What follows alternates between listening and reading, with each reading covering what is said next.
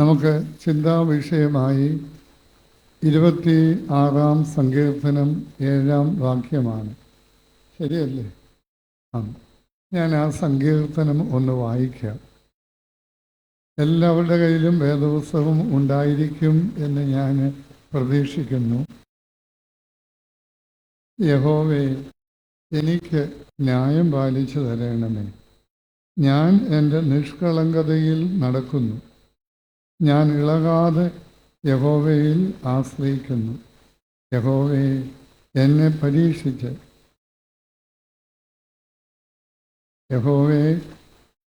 പരീക്ഷിച്ച് ശോധന ചെയ്യണമേ. എൻ്റെ അന്തരംഗവും എൻ്റെ ഹൃദയവും പരിശോധിക്കണമേ. നിന്റെ ദയ എൻ്റെ കണ്ണിൻ മുമ്പിൽ ഇരിക്കുന്നു. നിന്റെ സത്യത്തിൽ ഞാൻ നടന്നുമിരിക്കുന്നു. വ്യർത്ഥന്മാരോടുകൂടി ഞാൻ ഇരുന്നിട്ടില്ല. കപടക്കാരുടെ അടുക്കൽ ഞാൻ ചെന്നിട്ടുമില്ല. ദുഷ്പ്രവർത്തിക്കാരുടെ സംഘത്തെ ഞാൻ പകച്ചിരിക്കുന്നു. ദുഷ്ടന്മാരോടുകൂടി ഞാൻ ഇരിക്കുകയും ഇല്ല. സ്തോത്രസ്വരം കേൾപ്പിക്കേണ്ടതിനും നിന്റെ അത്ഭുത പ്രവർത്തികളൊക്കെയും വർണ്ണിക്കേണ്ടതിനും ഞാൻ കുറ്റമില്ലായ്മയിൽ എൻ്റെ കൈകളെ കഴുകുന്നു. യഹോവേ, ഞാൻ നിന്റെ യാഗപീഠത്തെ വലം വെക്കുന്നു. യഹോവേ, നിന്റെ ആലയമായ വാസസ്ഥലവും നിന്റെ മഹത്വത്തിൻ്റെ നിവാസവും എനിക്ക് പ്രിയമാകുന്നു. പാപികളോടുകൂടി എൻ്റെ പ്രാണനെയും രക്തപാതകന്മാരോടുകൂടി എൻ്റെ ജീവനെയും സംഹരിച്ച് കളയരുത്. അവരുടെ കൈകളിൽ ദുഷ്കർമ്മമുണ്ട്. അവരുടെ വലം കൈ കോഴ നിറഞ്ഞിരിക്കുന്നു. ഞാനോ എൻ്റെ നിഷ്കളങ്കതയിൽ നടക്കും. എന്നെ വീണ്ടെടുത്ത് എന്നോട് കൃപ ചെയ്യണമേ. എൻ്റെ കാലടി സമനിലത്ത് നിൽക്കുന്നു. സഭകളിൽ ഞാൻ യഹോവയെ വാഴ്ത്തും. രാവിലെ മുതൽ ഒരു പക്ഷേ നിങ്ങൾ കേട്ടുകൊണ്ടിരിക്കുന്നു ഈ സങ്കീർത്തനം. ഞാൻ ഒരിക്കൽ കൂടി വായിക്കാനുള്ള കാരണം, ഒരു വേദപണ്ഡിതൻ പറയുന്നുണ്ട്, the half of the message is in the reading of scripture. തിരുവചനത്തിൻ്റെ വായനയില പകുതി സന്ദേശം. അതുകൊണ്ട് ഞാനതൊന്ന് സാവകാശത്തിൽ വായിച്ചു. ദാവീദിൻ്റെ ഒരു സങ്കീർത്തനം എന്നുള്ളതാണ് പൊതുവെ ഈ സങ്കീർത്തനത്തിനുള്ള തലക്കെട്ട്. ഞാൻ ഉപയോഗിക്കുന്ന ഈ മലയാള പരിഭാഷയിൽ അതുകൂടാതെ ഒരു തലക്കെട്ട് കൂടി കൊടുത്തിട്ടുണ്ട്, നിഷ്കളങ്കതയെക്കുറിച്ചുള്ള ഒരു പ്രഖ്യാപനം. തൻ്റെ നിഷ്കളങ്ക ഭാവത്തെ ദാവീദ് അഥവാ സങ്കീർത്തനക്കാരൻ അത് ഒന്നുകൂടി തുറന്ന് ദൈവസന്നിധിയിൽ അത് ഏറ്റുപറയുക. ഈ സങ്കീർത്തനം, ഓരോ സങ്കീർത്തനവും എഴുതപ്പെടുവാൻ ഒരു സാഹചര്യം ഉണ്ടായിട്ടുണ്ട്. 26-ാം സങ്കീർത്തനം എഴുതപ്പെടുവാൻ ഉണ്ടായ സാഹചര്യം ദാവീദിൻ്റെ വ്യക്തി ജീവിതത്തിലെ ഒരു പ്രതിസന്ധിയുടെ, ഒരു പ്രയാസത്തിൻ്റെ നാളുകളിൽ ദാവീദ് ശൗലിൻ്റെ കൂട്ടുകാരാലും വേട്ടയാടപ്പെട്ടുകൊണ്ടിരിക്കുക. നമുക്കറിയാം, രാജാവിൻ്റെ മാനം കാത്ത ഒരാളായിരുന്നു. രാജ്യത്തെ ജനതയ്ക്ക് സുരക്ഷിതത്വം നേടിക്കൊടുത്ത ഒരാളായിരുന്നു. പക്ഷേ ഇസ്രായേലിൽ സ്ത്രീകൾ പാടി ശൗൽ 1000-ത്തെ, ബാക്കി പറയാമോ, ദാവീദോ 10,000-ത്തെ. അപ്പം പേരും പെരുമയും പ്രശസ്തിയും തന്നിൽ നിന്ന് മറ്റൊരാളിലേക്ക് പോകുന്നു എന്ന് കണ്ടു കഴിഞ്ഞപ്പോൾ ആ ആളിനെ ഇല്ലായ്മ ചെയ്യാനുള്ള ശ്രമമാണ് ശൗൽ രാജാവും രാജാവിൻ്റെ കിങ്കരന്മാരും കൂടെ ചെയ്യുന്നത്. അങ്ങനെ ഒരു നായയെ പോലെ വേട്ടയാടപ്പെടുന്ന സന്ദർഭത്തിൽ വേദന കൊണ്ട് വിതുമ്പുന്ന ഹൃദയം ദാവീദ് സങ്കീർത്തനമാണ് 26 എന്ന് വേദ പണ്ഡിതന്മാർ അഭിപ്രായപ്പെടുന്നു. ദാവീദിനെതിരെ ഒരുപാട് ദുരാരോപണങ്ങൾ, അപവാദങ്ങളും അധിക്ഷേപങ്ങളും ഈ ശൗലിൻ്റെ ആൾക്കാർ പ്രചരിപ്പിച്ചു. ദാവീദിനെ എങ്ങനെ അപമാനപ്പെടുത്താം, അധിക്ഷേപപ്പെടുത്താം, മറ്റുള്ളവരുടെ മുമ്പിൽ ഒരു നിന്ദാപാത്രമാക്കി തീർക്കാനുള്ള ശ്രമവും ഉണ്ടായിക്കൊണ്ടുണ്ട്. ദാവീദ് ഇസ്രായേൽ ജനതയുടെ എല്ലാ പ്രയാസങ്ങളും അവർക്ക് സംവിധാനങ്ങൾ ഉണ്ടായിരുന്നു, അറിയിക്കാനുള്ള സംവിധാനങ്ങൾ ഉണ്ടായിരുന്നെങ്കിലും soul was A supreme judge in Israel. Supreme judge എന്ന് പറഞ്ഞാൽ പരമോന്നത ന്യായാധിപൻ. ഒരു കോടതിയിൽ നീതി കിട്ടാൻ അപേക്ഷിച്ചു, അവിടെ അത് കിട്ടിയില്ലെങ്കിൽ കുറെ കൂടി ഉന്നതമായ കോടതികളിൽ അഭയം തേടാം. അങ്ങനെ സുപ്രീം കോടതി എല്ലാത്തിൻ്റെയും പരമോന്നത നീതിപീഠം എന്ന് പറയുന്നത് പോലെ എല്ലാത്തിൻ്റെയും പരമോന്നതനായിരിക്കുന്ന ന്യായാധിപനാണ് ശൗൽ. ആ ശൗലിൻ്റെ ആൾക്കാരുമാണ് തന്നെ വേട്ടയാടുന്നതും അപമാനപ്പെടുത്താവുന്നതിൻ്റെ പരമാവധി അപമാനപ്പെടുത്തുന്നത്. അവൻ ദാവീദിനെ സംബന്ധിച്ചിടത്തോളം തനിക്ക് നീതി കിട്ടുവാൻ, തൻ്റെ പ്രയാസങ്ങൾ പറയുവാൻ ഒരു മനുഷ്യനുമില്ല. ഉണ്ടായിരിക്കേണ്ടത് ആരായിരുന്നു പറഞ്ഞാട്ടെ, ശൗലായിരുന്നു. പക്ഷേ ശൗൽ പ്രതിപക്ഷത്ത് നിന്നുകൊണ്ട് വേട്ടയാടുക, അപമാനങ്ങൾ പ്രചരിപ്പിക്കുന്നതിന് പ്രോത്സാഹിപ്പിക്കുക. അപ്പം തനിക്ക് ഭൂമിയിൽ മനുഷ്യരിൽ നിന്ന് നീതി കിട്ടുകയില്ല എന്ന് ബോധ്യം വന്നപ്പോൾ അങ്ങനെയുള്ളൊരു ഹൃദയത്തോടെ ദൈവസന്നിധിയിൽ വന്ന് തൻ്റെ നിഷ്കളങ്ക ഭാവം തുറന്ന് സമർപ്പിക്കുന്ന സങ്കീർത്തനമാണ് 26-ാം സങ്കീർത്തനം. തനിക്ക് ഇനിയും ദൈവമല്ലാതെ താൻ നേരിടുന്ന പ്രയാസത്തിനും പ്രതിസന്ധിക്കും പരിഹാരം ഉണ്ടാക്കാൻ ദൈവമല്ലാതെ മറ്റൊരാൾ ഇല്ല ഈ പ്രപഞ്ചത്തിൽ എന്നുള്ള തിരിച്ചറിവാണ് ഈ സങ്കീർത്തനം ദൈവസന്നിധിയിൽ സമർപ്പിച്ചുകൊണ്ട് എഴുതാൻ ദാവീദിനെ പ്രേരിപ്പിച്ചത്. അപ്പം ദാവീദിന് തൻ്റെ നിഷ്കളങ്കത്വം, ഉന്നയിക്കപ്പെട്ട ഉയർന്നു വരുന്ന അപവാദങ്ങൾ, അധിക്ഷേപങ്ങൾ, അത് സത്യമല്ല, താൻ ഈ കാര്യങ്ങളിലെല്ലാം നിഷ്കളങ്കനാണ് എന്ന് ആരോടെങ്കിലും പറയണമല്ലോ. വേട്ടയാടപ്പെടുകയുമാണ്, മനുഷ്യ സമൂഹത്തിൽ ഇറങ്ങിച്ചെല്ലാൻ പറ്റില്ല. പിന്നെ ദാവീദ് നോക്കിയപ്പോൾ ദാവീദിന് ഏക അഭയവും ആശ്രയവും ബലവും യഹോവ എൻ്റെ ജീവന്റെ ബലം, എൻ്റെ പാറ, ഉറപ്പുള്ള ഗോപുരം എന്നൊക്കെ പറയുന്നത് വെറുതെ ചില ഭൗതികമായ കാര്യങ്ങൾ, ബുദ്ധിയിൽ തോന്നിയ കാര്യങ്ങൾ വിളിച്ചു പറയുകയല്ല. താൻ തൻ്റെ ജീവിതത്തിൽ നിർണായകമായ നിമിഷങ്ങളിൽ പ്രതിസന്ധിയുടെ മൂർധന്യാവസ്ഥയിൽ അനുഭവിച്ച യാഥാർത്ഥ്യങ്ങളെ ദാവീദ് തുറന്ന് പറയുക. അതുകൊണ്ടാണ് ഈ സങ്കീർത്തനം ആരംഭിക്കുന്നത്, യഹോവേ, മടക്കി വെച്ചോ, എനിക്ക് ന്യായം പാലിച്ചു തരണമേ. എനിക്കിനിയും ന്യായം കിട്ടാൻ, നീതി കിട്ടാൻ ഒരിടമില്ല. അത് ചെയ്തു തരേണ്ടവർ മറുപക്ഷത്ത്, പ്രതിപക്ഷത്ത് നിന്നുകൊണ്ട് എൻ്റെ പ്രശ്നങ്ങൾ വർദ്ധിപ്പിക്കാൻ ശ്രമിക്കുമ്പോൾ യഹോവേ, അപ്പം ആ ഹൃദയത്തിൻ്റെ തേങ്ങൽ, the depth of the heart എന്ന് പറയാം. ഒരു മനുഷ്യൻ്റെ പ്രാർത്ഥനയുടെ ആത്മാർത്ഥത. നമുക്കറിയാം, പ്രാർത്ഥന കൂടുതൽ ആഴവും അർത്ഥവും ഉള്ളത് ആയിത്തീരുന്നത് എപ്പോഴായിരിക്കും? നിങ്ങൾക്ക് പറയാമോ? പറഞ്ഞു. ഹൃദയത്തിൽ നിന്ന് ആഴമായും ആത്മാർത്ഥമായും പ്രാർത്ഥിക്കാൻ കഴിയണമെങ്കിൽ അതെപ്പോഴും പറ്റുകയില്ല. എപ്പോഴാണ് കൂടുതൽ കഴിയുന്നത്?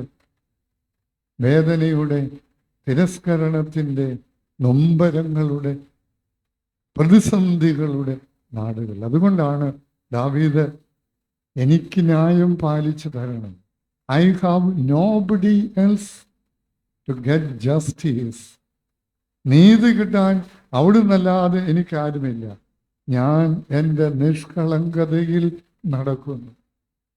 ചില വേദപണ്ഡിതന്മാർ പറയുന്നുണ്ട്, ദേവാലയത്തിൽ രണ്ടുപേര് ഒരേ സമയത്ത് പ്രാർത്ഥിക്കാൻ പോയി, ചുങ്കക്കാരനും പരീശനും. പരീശന്റെ പ്രാർത്ഥന മുഴുവൻ സ്വയം നീതീകരണത്തിൻ്റെ പ്രാർത്ഥനയായിരുന്നു.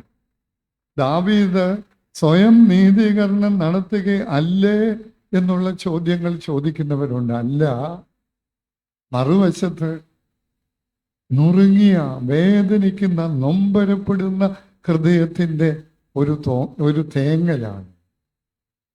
ഹൃദയം പകരുകയാണ്. വേദപുസ്തകത്തിൽ ദൈവസന്നിധിയിൽ ഹൃദയം പകർന്നിട്ടുള്ള അനേകരെ നമുക്ക് കണ്ടെത്താൻ കഴിയും. ദാവീദ് ആ ഗണത്തിൽ മുൻപന്തിയിൽ നിൽക്കുന്ന ഒരാൾ.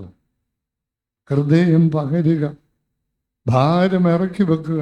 ഞാൻ നിഷ്കളങ്കതയിൽ നടക്കുന്നു, ഞാൻ ഇളകാതെ യഹോവയിൽ ആശ്രയിക്കുന്നു. അദ്ദേഹം പറയുക, യഹോവേ, അവിടുന്ന് എന്നെ പരീക്ഷിച്ച് എന്നെ ശോധന ചെയ്യണം. Examine me and vindicate me. അവിടുന്ന് ഇത് അറിയണം, അവിടുന്ന് ഇത് പരിശോധിക്കണം എന്നുള്ള ദാവീദിൻ്റെ ആ തേങ്ങൽ. വന്യനായ TJ ജോഷുവ അച്ഛൻ സങ്കീർത്തനങ്ങൾക്ക് വ്യാഖ്യാനം എഴുതി. വളരെ ശ്രദ്ധേയമായ, ആഴമായ പഠനമുള്ള ഒരു മലയാള ഗ്രന്ഥമാണ്. പറ്റുമെങ്കിൽ വാങ്ങിക്കുന്നതും വായിക്കേണ്ട, പഠിക്കുന്നതും നല്ലത്.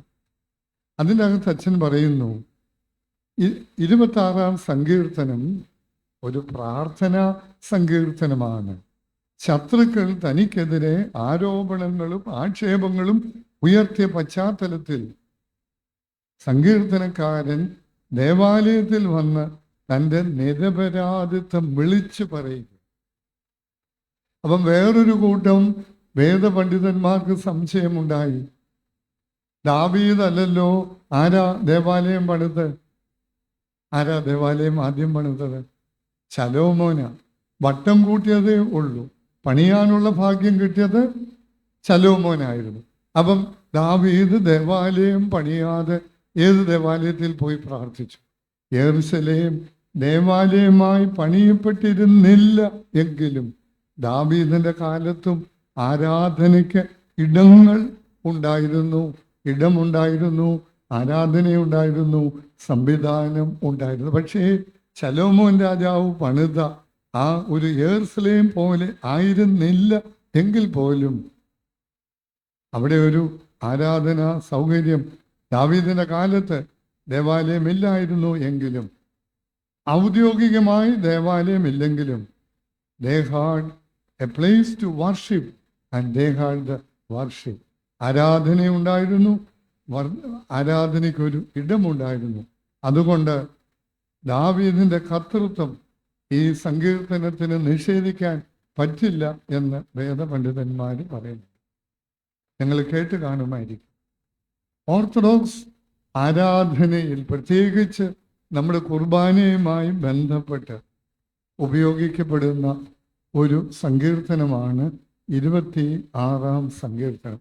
നമ്മുടെ സഭയിൽ മാത്രമല്ല, മിക്കവാറും എല്ലാ ഓർത്തഡോക്സ് സഭകളിലും വിശുദ്ധ കുർബാനയുമായി ബന്ധപ്പെട്ട് പരസ്യമായോ രഹസ്യമായോ ഈ സങ്കീർത്തനം ആരാധനയുടെ ഭാഗമായി ഉപയോഗിക്കുന്നു.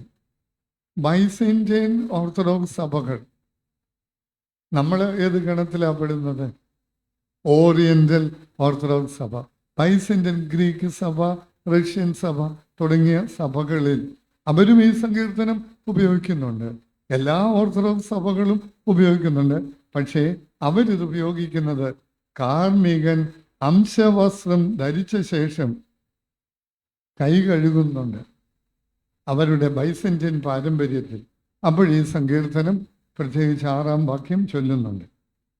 നമ്മുടെ പാരമ്പര്യത്തിൽ പോസ്റ്റ് കമ്മ്യൂണിയൻ, അതായത് സെയിലൂൺ ബെസ്ലോമ പറഞ്ഞു കഴിഞ്ഞ് കുർബാന അവസാനം കാർമ്മികരും നിങ്ങളെല്ലാം കൂടെ തൻബലിയാൽ പാപികളെ രക്ഷിച്ചു, ആ സമയത്ത് കാർമ്മികർ ചൊല്ലുന്ന ഭാഗം രഹസ്യമായിട്ടായിരിക്കും ചൊല്ലുന്നത്.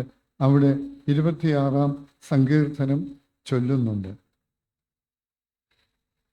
ഇതിലെ പല പ്രസ്താവനകളും ജോഷുവാച്ചൻ്റെ നിരീക്ഷണത്തിൽ 26-ാം സങ്കീർത്തനത്തിലെ പല പ്രസ്താവനകളും കുർബാന അർപ്പിച്ച ശേഷം ചൊല്ലുവാൻ ഏറ്റവും അനുയോജ്യമാണ് എന്ന് അദ്ദേഹം സാക്ഷിക്കുന്നുണ്ട്.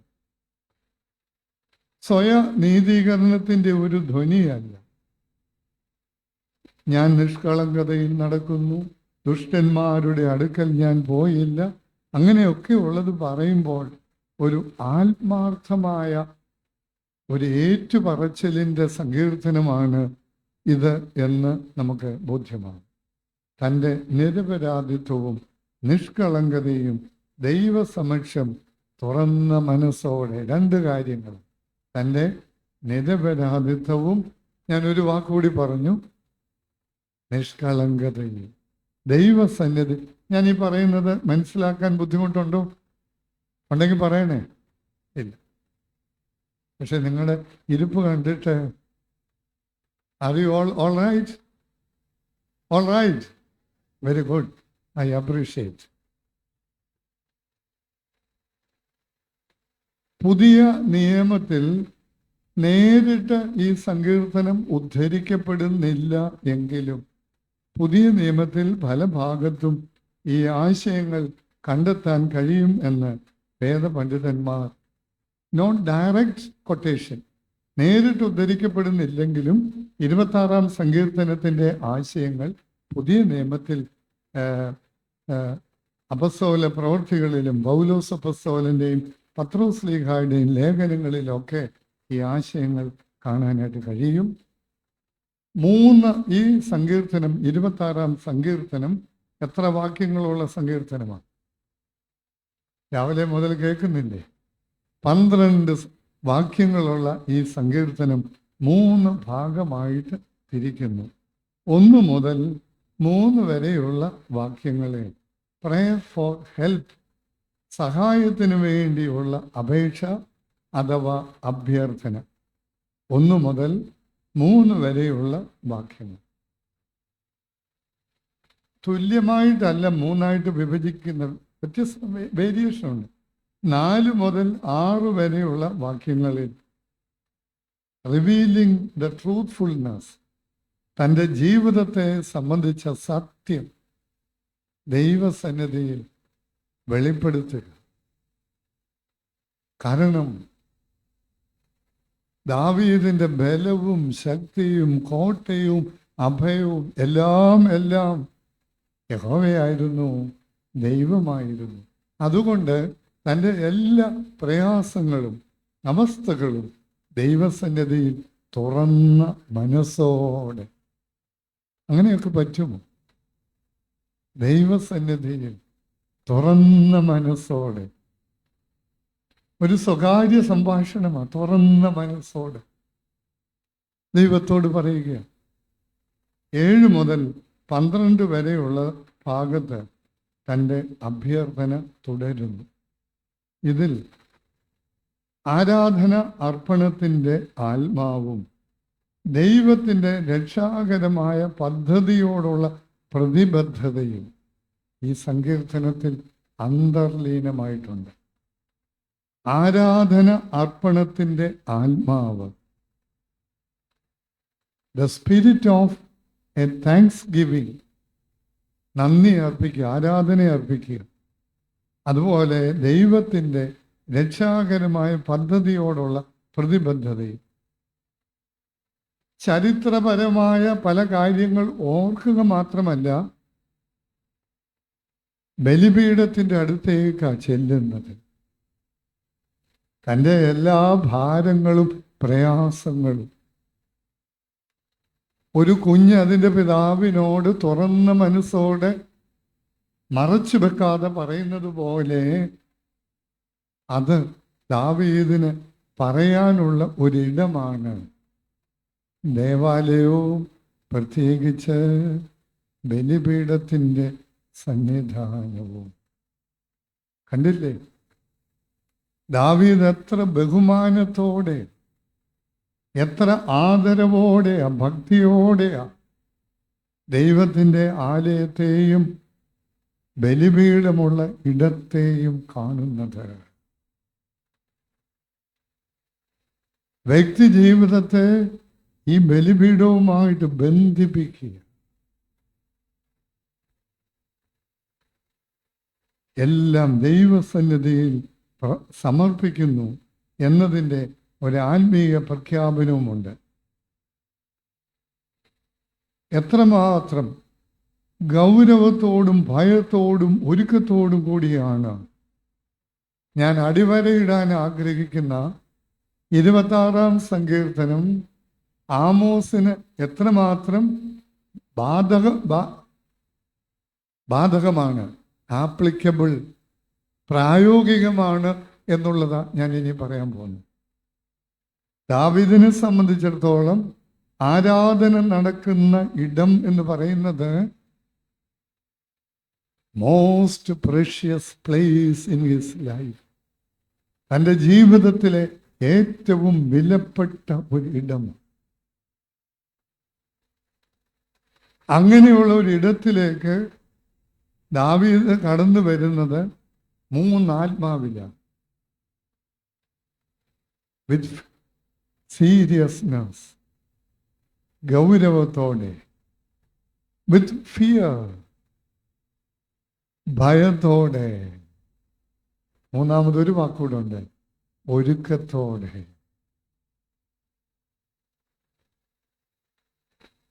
വാത്സല്യമുള്ളവരെ, പല സന്ദർഭങ്ങളിലും വേദന തോന്നുന്ന ഒരനുഭവമാണ് ഇല്ലാത്തത് കാണുമ്പോൾ. ഒരു സീരിയസ്നെസ്സും ഇല്ല, ഒരു ഭയവുമില്ല, നല്ല ആ ഇടത്തിന് അനുയോജ്യമായ ഒരുക്കം പോലും ഇല്ലാതെ.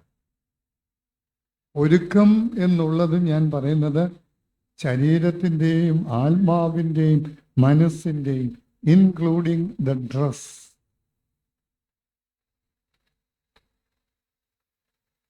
റഷ്യൻ ഓർത്തഡോക്സ് സഭയിലെ അവര് പരിശുദ്ധനായി പ്രഖ്യാപിച്ച ഒരു പിതാവ് കാലം ചെയ്യുന്നതിന് മുമ്പ് ഈ മുടിയൻ പുത്രൻ്റെ ഉപമയ്ക്ക് അദ്ദേഹം നൽകിയ ഒരു വ്യാഖ്യാനം ഞാൻ എൻ്റെ ശ്രദ്ധയിൽപ്പെട്ടു.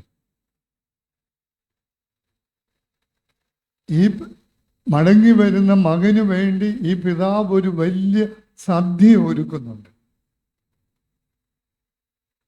ഞാനീ പരാമർശിക്കുന്ന പിതാവ് അദ്ദേഹം പറയുന്നത് ആ സദ്യ എന്ന് പറയുന്നത് ഏതാണെന്നറിയാമോ? ഇറ്റ് ഈസ് എ യൂക്കാറിസ്റ്റ്, വിശുദ്ധ കുർബാനയാണ്. പിതാവ് ഒരുക്കുന്ന, മടങ്ങി വരുന്ന മകനെ സ്വീകരിക്കുവാൻ ചെരുപ്പിടിക്കുന്നുണ്ട്, വേഷമിടിപ്പിക്കുന്നുണ്ട്. അതും പോരാ, ഒരു വലിയ സദ്യ ഒരുക്കുന്നു. ആ സന്ധ്യയല്ല, സദ്യ, ദ ഫീസ്റ്റ്, വിശുദ്ധ കുർബാന. നിന്റെ ആ വേഷം കൊണ്ട് ഈ സദ്യയിൽ നിനക്ക് പങ്കെടുക്കാൻ പറ്റില്ല.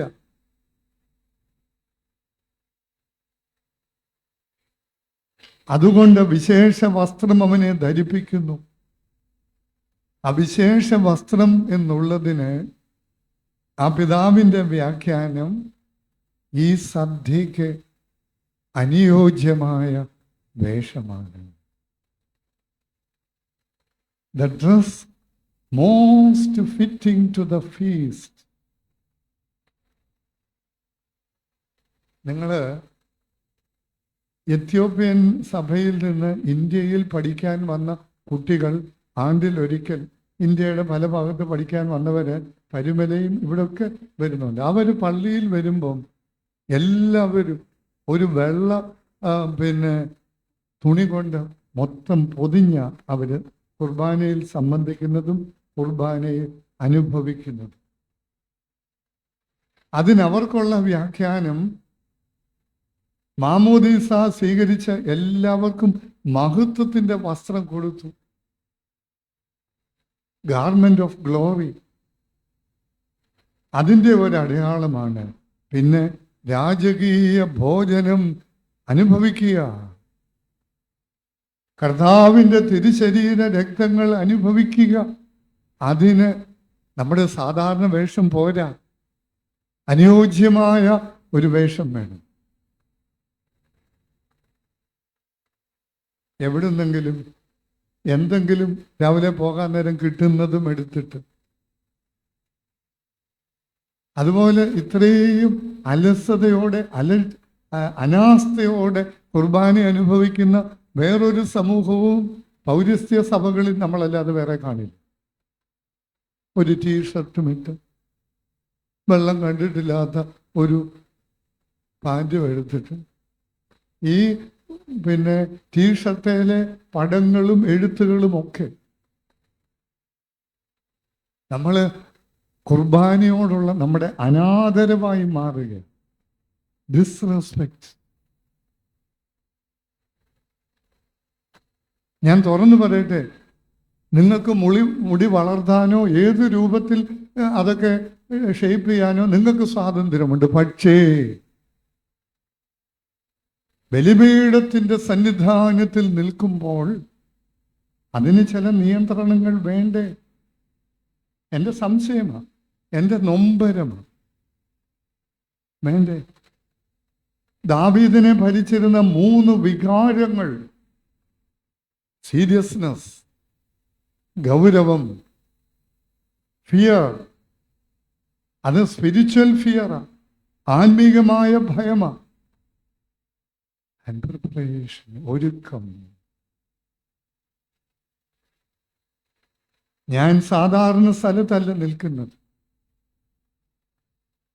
ത്രോണോസ്, നമ്മൾ ബലിപീഠം എന്ന് പറയും, ദൈവത്തിൻ്റെ സിംഹാസനത്തിൻ്റെ അടുത്ത് നിൽക്കുക.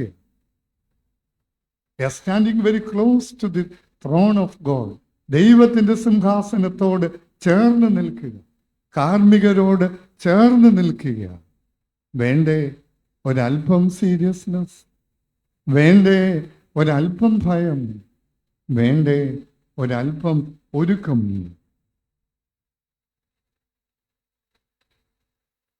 അത് ദാവീദിനെ, അതുകൊണ്ടാണ് ദാവീദ് വീണ്ടും ദൈവത്തോട് പറയുക, വ്യർത്ഥന്മാരോടുകൂടി ഞാൻ ഇരുന്നിട്ടില്ല, കപടക്കാരുടെ അടുക്കൽ ഞാൻ ചെന്നിട്ടില്ല, ദുഷ്പ്രവർത്തിക്കാരുടെ സംഘത്തെ ഞാൻ പകച്ചിരിക്കുന്നു, ദുഷ്ടന്മാരോടുകൂടി ഞാൻ ഇരിക്കുകയുമില്ല. ഒരു പ്രതിജ്ഞയാണ്. ചില കാര്യങ്ങൾ തുറന്ന് സമ്മതിക്കുന്നതോടൊപ്പം ഒരു പ്രതിജ്ഞ കൂടി ദൈവസന്നിധിയിൽ നടത്തുക. കാരണം നിന്റെ ആലയത്തെക്കുറിച്ചുള്ള എരിവ് എന്ന് നമ്മൾ വായിക്കുന്നുണ്ട്. ആ എരിവുള്ളത് കൊണ്ട് തൻ്റെ ഇടപാടുകളിലും ഇടപെടലുകളിലും ചില നിയന്ത്രണങ്ങൾ, ഇതാരും പറഞ്ഞിട്ടില്ല. ദാവീദിന്റെ പുറകെ വടിയും കൊണ്ട് ആരും നടക്കുന്നില്ല. പക്ഷേ ഉള്ളിൽ ദൈവഭയവും ദൈവവും ഉണ്ടെങ്കിൽ ശിക്ഷണമുണ്ടാകും. വ്യർത്ഥന്മാരോടുകൂടി, കപടക്കാരോടുകൂടി, ദുഷ്പ്രവർത്തിക്കാരോടുകൂടി, ദുഷ്ടന്മാരോടുകൂടി. അപ്പം കണ്ടില്ലേ, ദൈവസന്നിധിയിൽ നിൽക്കുന്നു, ബലിപീഠത്തിൻ്റെ അടുത്ത് എന്ന് പാദങ്ങൾ ഇറക്കി വെക്കുന്ന മനുഷ്യന്റെ സഖ്യത, കൂട്ടുകെട്ട്,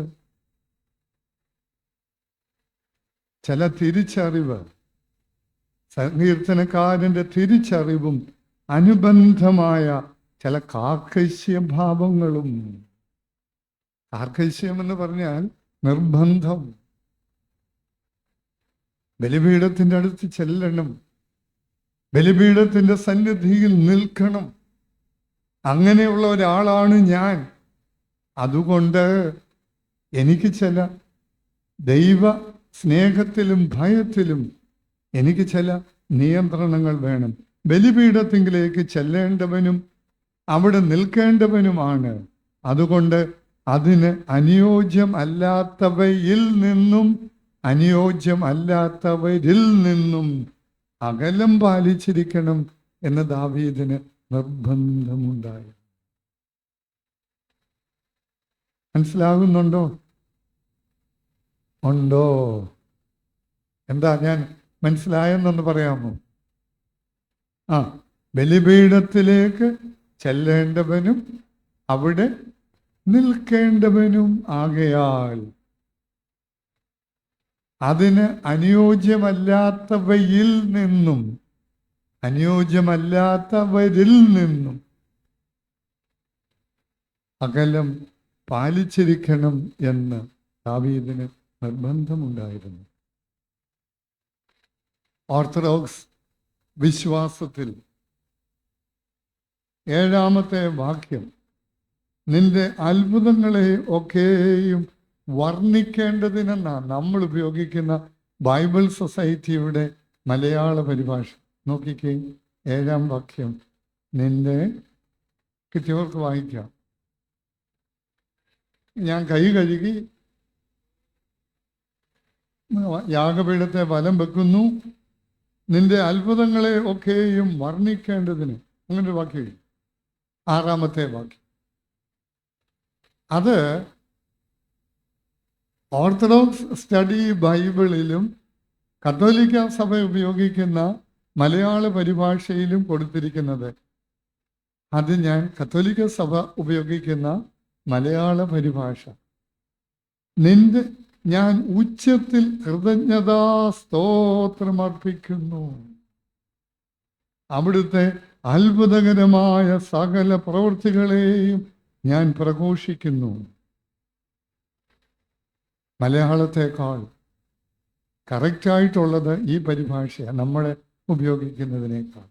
ഞാൻ ഉച്ചത്തിൽ proclaiming aloud your praise and telling of all your wonderful deeds. Proclaiming aloud. ഞാൻ ഉച്ചത്തിൽ കൃതജ്ഞതാ സ്തോത്രം അർപ്പിക്കും. ദൈവത്തിൻ്റെ ആലയത്തിൽ യാഗപീഠത്തിൻ്റെ ബലിപീഠത്തിൻ്റെ അടുത്ത് നിന്നുകൊണ്ട് ദാവീദ് പറയുക, ഞാൻ ഉച്ചസ്ഥരം ഘോഷിക്കും. അടുത്ത കാലത്ത് പോയ ചില പള്ളികളിൽ 10-16 അതിലധികവും മധുവാ ശുശ്രൂഷകരുണ്ട്. ഒരു വ്യക്തി പോലും ഒരു കുർബാനക്രമം പിടിക്കില്ല, വാ പൊളിച്ചൊരു പ്രതിവാക്യം ചൊല്ലില്ല, ഒരു പാട്ട് പോലും പാടില്ല. കേരളിന് മയിൽക്കുറ്റി ഉണ്ടല്ലോ, മഞ്ഞക്കുറ്റി. കേരളിന് മഞ്ഞക്കുറ്റി നാട്ടിയതുപോലെ നിൽപ്പുണ്ട്. എല്ലായിടത്തും ലൈവും ഒക്കെ ആയിട്ടാ. പ്രത്യേകിച്ച് ഞങ്ങളൊക്കെ ചെല്ലുമ്പോൾ ലൈവാ. വഴക്ക് പറയാൻ പറ്റുമോ?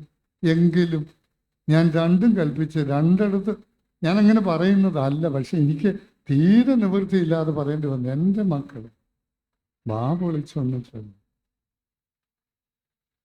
എന്തിനാ വെറുതെ മഞ്ഞക്കുറ്റി പോലെ കയറി നിൽക്കുന്നു? എന്തിനാ? ആ ആരാധന അർപ്പിക്കുന്ന ആളിന് എത്രമാത്രം നൊമ്പരമായിരിക്കും. ഒരു പ്രതിവാക്യം അടുത്ത് നിൽക്കുന്നവരാരും പ്രതിവാക്യം പറയാൻ ഇല്ല. താഴെ ദൂരെ വല്ല സ്ത്രീകളും പറഞ്ഞെങ്കിലായി. ചിലയിടത്ത് ഞാൻ കൂടി പ്രതിവാക്യം പറയേണ്ടി വന്നിട്ടുണ്ട്. കാർമ്മികൻ അത് പറയാൻ ഉദ്ദേശിക്കപ്പെടുന്നില്ല. പല പ്രാർത്ഥനകളും നിങ്ങൾ ചൊല്ലുമ്പോൾ ഞങ്ങൾക്ക് രഹസ്യ പ്രാർത്ഥന ചൊല്ലാനുണ്ട്. എങ്കിലും ആരെങ്കിലും കൂടെ ചൊല്ലണ്ടേ? ദാവീദ് പറയുകയാണ്, ഞാൻ ഉച്ചത്തിൽ കൃതജ്ഞതാ സ്തോത്രം ആലപിക്കുന്നു. proclaiming aloud your praise. കണ്ടോ ദാവീദിന്റെ സീരിയസ്നെസ്, ദാവീദിന്റെ ഫിയർ, ദാവീദിന്റെ preparation to proclaim aloud God's praises. പറ്റുമോ? മുമ്പിലിരിക്കുന്ന പ്രായമുള്ളവരെ വിട്ടിട്ട് ഞാൻ പറ്റുമോ മക്കളെ? പറ്റുമോ? പറ്റണം. നമ്മുടെ ആത്മാർത്ഥതയും നമ്മുടെ കമ്മിറ്റ്മെൻറ്റും കാണേണ്ടത് അങ്ങനെയുള്ള കാര്യങ്ങളിൽ. എന്തിനാ മതമായി കയറിയത്? ചിലരോട് ചോദിച്ചാൽ പറയും വീട്ടിലെ നിർബന്ധം കൊണ്ട്. ചെയ്യരുത് മക്കളെ, വീട്ടിലെ നിർബന്ധം തീർക്കാനല്ല ആയിരിക്കരുത്. കൂട്ടുകാർ കയറിയത് കൊണ്ട് വേണ്ട. അവനവൻ ഒരു ഉൾവിളിയും അത് ആത്മാർത്ഥമായി അതിൽ ഭാഗവക്കാൻ ആകാനുള്ള മനസ്സുമുണ്ടെങ്കിൽ മാത്രം ഈ കുപ്പായമിട്ട് അകത്ത് കയറിയാൽ മതി. അകത്ത് കയറി അലക്ഷ്യമായി നിൽക്കുന്നതിനേക്കാൾ നല്ലത് താഴെ നിൽക്കുന്നതായിരിക്കും കുറെ കൂടി നല്ലത് എന്ന് ഞാൻ തുറന്നു പറയട്ടെ. ദ സ്പിരിറ്റ് ഓഫ് ഡേവിഡ്, ഞാൻ proclaiming aloud your praises, നിന്റെ സ്തുതികൾ ഞാൻ ഉച്ചസ്ഥരം പ്രഘോഷിക്കും, ആലപിക്കും, സ്തോത്രം ആലപിക്കും. സ്തോത്ര സ്വരം കേൾപ്പിക്കേണ്ടതിനും നിന്റെ അത്ഭുത പ്രവൃത്തികളെ ഒക്കെയും വർണ്ണിക്കേണ്ടതിനും. പിന്നെ പറയുന്നു, കുറ്റമില്ലായ്മയിൽ എൻ്റെ കൈകളെ കഴുകുന്നു. കൈ കഴുകുക എന്നുള്ളത് പറഞ്ഞാൽ നമുക്കറിയാം, പീലാത്തോസ് കൈ കഴുകിയിട്ടുള്ളത് നമുക്കറിയാം. നമ്മുടെ നിരപരാധിത്വം, നിഷ്കളങ്കത്വത്തിനൊരു അടയാളമാണ്. 2, ശുദ്ധീകരണത്തിനൊരു പ്രതീകവുമാണ്. പൗരസ്യ സഭയിലെ പിതാക്കന്മാർ 26-ാം സങ്കീർത്തനം വ്യാഖ്യാനിക്കുമ്പോൾ ഈ ഉച്ചസ്ഥരം ഗിവിങ് താങ്ക്സ് അലൗഡ് എന്നുള്ളത് ഒരു വാക്കിൻ്റെ കസർത്ത് മാത്രമല്ല. ഉച്ചസ്ഥരം ആലപിക്കുന്നത് പിതാക്കന്മാരുടെ പഠിപ്പിക്കൽ അനുസരിച്ച് is an active participation in the Holy Eucharist. വിശുദ്ധ കുർബാനയിലെ സജീവമായ പങ്കാളിത്തത്തിൻ്റെ അടയാളമാണ്. ആത്മാർത്ഥമായി അങ്ങനെയുള്ള കുഞ്ഞുങ്ങളുണ്ട്. ആത്മാർത്ഥമായി ഉറക്കെ, എല്ലാവർക്കും നല്ല ശബ്ദമൊന്നും അല്ലെങ്കിലും ദൈവം തന്നിരിക്കുന്ന ശബ്ദത്തിൽ പരമാവധി ഉച്ചത്തിൽ ഈ വാക്യങ്ങളും പ്രതിവാക്യങ്ങളും ഗാനങ്ങളുമൊക്കെ ബലിപീഠത്തിൻ്റെ അടുത്ത് നിന്ന് ഉച്ചസ്ഥരം ഘോഷിക്കുന്നത് പിതാക്കന്മാർ പറയുന്നത് the sign and symbol of our active participation in the Eucharistic liturgy. വിശുദ്ധ കുർബാന എന്ന ആരാധനയിലെ നമ്മുടെ സജീവ പങ്കാളിത്തം വിളിച്ചറിയിക്കുന്ന നിമിഷങ്ങളും അനുഭവങ്ങളുമാണ് ഉച്ചത്തിലുള്ള സ്തോത്രാർപ്പണം. അത് വിശുദ്ധ കുർബാനയാകുന്ന സ്തോത്ര അർപ്പണത്തിലെ സജീവവും ശക്തവുമായ പങ്കാളിത്തമാണ് വെളിപ്പെടുത്തുന്നത് എന്ന് സ്വർണ്ണനാവുകാരൻ മാർ ഈവാന്യോസ് അദ്ദേഹത്തിൻ്റെ സങ്കീർത്തനങ്ങൾക്കുള്ള വ്യാഖ്യാനമുണ്ട്.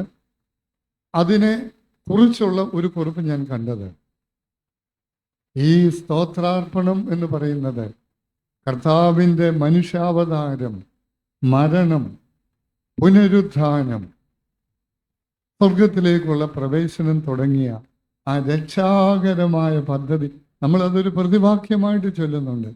നിന്റെ മരണത്തെ ഓർക്കുകയും വരവിനായി ഞങ്ങൾ നോക്കിപ്പാർക്കുകയും ചെയ്യുന്നു. അത് ഞങ്ങൾ ഒരു ഓർമ്മയെന്ന് പറഞ്ഞാൽ കേവലം ബുദ്ധി കൊണ്ട് ഓർക്കുകയല്ല, ആ അനുഭവത്തിൽ നമ്മൾ ലയിച്ച് ഭാഗവക്കാകുക. നിന്റെ രണ്ടാമത്തെ വരവിനായി ഞങ്ങൾ നോക്കിപ്പാർക്കും. ആകയാൽ നിന്റെ സഭയും നിന്റെ ഇടവകയും നിന്നോടും നീ മുഖാന്തരം നിന്നോടുകൂടെ സർവശക്തിയുള്ള പിതാവാം ദൈവമേ ഞങ്ങളോട് കരുണ ചെയ്യണമേ. എത്ര പേര് ഏറ്റു ചൊല്ലും? എങ്ങനെ അത് ചൊല്ലും? നമ്മുടെ ആ ഇൻഡിഫറൻസ്, നിസ്സംഗത. ഒരു കാര്യം കൂടെ പറഞ്ഞ് ഞാൻ നിർത്തുന്നു. Approaching the alter in purity. കൈ കഴുകി ബലിപീഠത്തിലേക്ക് ചെല്ലുന്നത് നമ്മുടെ വിശുദ്ധിയുടെ ഒരു അടയാളവും കൂടി ആണ് എന്ന് തൻ്റെ കളങ്കമില്ലായ്മയുടെ അടയാളമായി കൈ കഴുകി ഇങ്ങനെ ചെയ്യുന്നു. അതുകൊണ്ട് ദാവീദിനെ പോലെ സ്വയം ശുദ്ധീകരിച്ച് വളരെ ഉത്സാഹത്തോടെ ആത്മാർത്ഥതയോടെ ദൈവത്തിൻ്റെ ബലിപീഠത്തിങ്കൽ ചെന്ന് ഈ ബലിയിൽ ഭാഗവക്കാകുവാൻ നമുക്ക് കഴിയണം. നമ്മുടെ അലസതയും അനാസ്ഥയും ഒക്കെ മാറ്റിവെച്ച് ആരാധന സജീവമായി വയ്ക്കുവാൻ ആത്മാർത്ഥതയുടെ ആത്മാവിൽ ഭാഗവക്കാകുവാൻ ദൈവത്തിൻ്റെ ആത്മാവ് സഹായിക്കട്ടെ എന്ന് പ്രാർത്ഥിച്ചുകൊണ്ട് എൻ്റെ ഈ അപേക്ഷ ഗൗരവപൂർവം സ്വീകരിക്കണമേ എന്ന് അപേക്ഷിച്ചുകൊണ്ട് നിർത്തുന്നു.